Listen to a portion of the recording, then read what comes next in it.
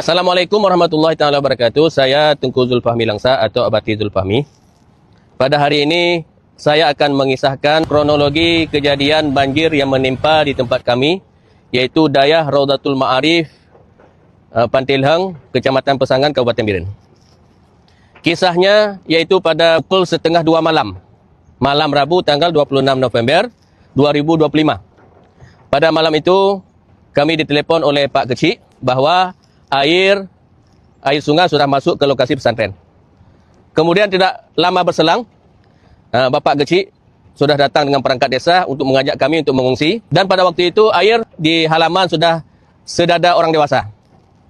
Jadi kami semua mengungsi, baik kami sekeluarga dan juga guru-guru di sini, mengungsi di lokasi balai yang di sini lokasinya. Jadi jumlah kami yang mengungsi di balai tersebut sejumlah 13 orang, termasuk tetangga yang berada di sini. Sampai subuh, seluruh bangunan yang semi permanen semua sudah hanyut.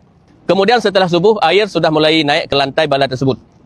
Mungkin sekitar jam 9 pagi hari Rabu, tanggal 26 November, air terus naik sehingga balai tersebut hanyut dan tersangkut di rumah sekolah PAUD dan TK yang berada di sini. Setelah balai tersebut tersangkut di situ, dengan sigap Tengku Muda Wali Tualang menendang seng balai, kemudian mengevakuasi sekitar 10 orang yang ada di balai tersebut, termasuk anak saya Zian Sakirin yang berusia 7 tahun dan bayi yang masih berusia 30 hari. Kemudian di saat Umi akan naik ke rumah sekolah TK tersebut, ternyata balai yang kami mengungsi tersebut hanyut. Jadi kami berada di balai tersebut tinggal 3 orang lagi. Saya dan Umi, kemudian Tengku Bulkaini Samalanga. Kemudian sekitar 50 meter hanyut, rasa gelap semuanya. Kemudian kami timbul lagi sekitar 100 meter daripada lokasi balai pertama. Kami bertiga berpegangan kepada sebuah pohon kelapa yang mereng. Kami bertiga berpegangan di daun kelapa tersebut. Ternyata kayu-kayu balai yang hanyut menubruk pohon kelapa tersebut, akhirnya tumbang. Kemudian kami kembali terpencar. Umi berhasil berpelukan di pohon kelapa, yang jarak pohon kelapa tersebut dengan balai yang kami mengungsi sekitar 200 meter. Kemudian Tengku Bulkaini berhasil memeluk pohon pinang.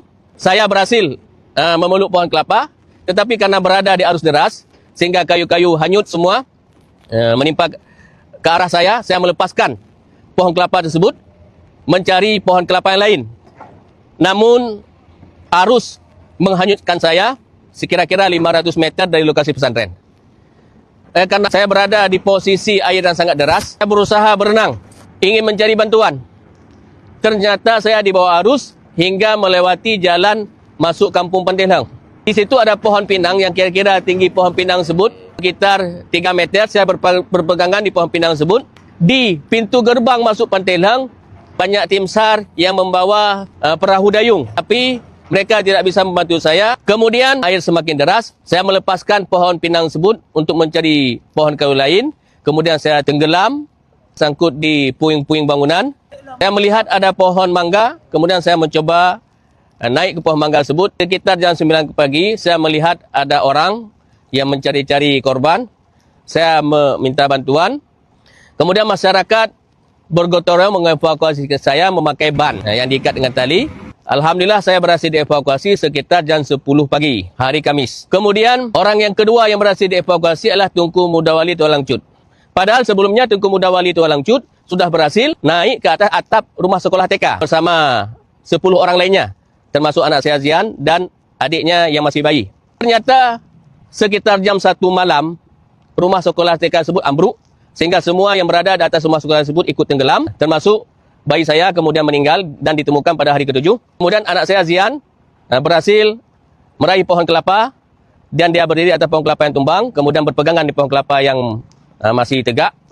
Dian berada di pohon kelapa tersebut dari jam 1 malam sampai jam 12 siang. Kemudian satu persatu berhasil dievakuasi. Adapun Umi, Tengku Bulkaini Samalanga, Tengku Nizam Bagok berhasil dievakuasi oleh orang kampung Belang Panjau karena posisi mereka sudah dekat dengan kampung Belang Panjau.